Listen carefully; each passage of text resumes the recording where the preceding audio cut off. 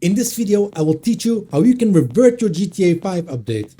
So GTA 5 just got updated like an hour ago, and I'm going to teach you on how to revert this. Go ahead and open up your Grand Theft Auto main directory folder. If you don't know how, go into Steam, right click on it, go to Manage, and browse local files. I have multiple, as you can see. Let's go ahead and make a backup first of the files we need.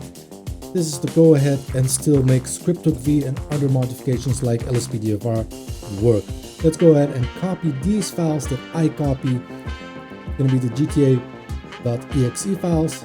Go back, paste them somewhere, make a backup folder, whatever, and you're good to go. Now what we're going to do is we're going to go ahead and update the game. Click on update. It's going to go ahead and do that for us. Let's wait for it. Okay, it's almost done.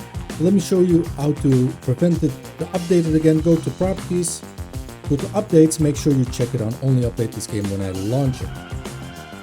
There you have it, and it's updated. Let's go ahead and show you that this is going to be, the backup version is going to be 3028, and this one is going to be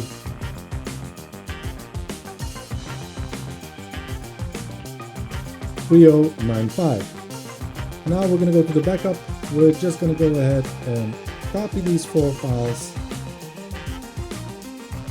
and we're going to paste them right here.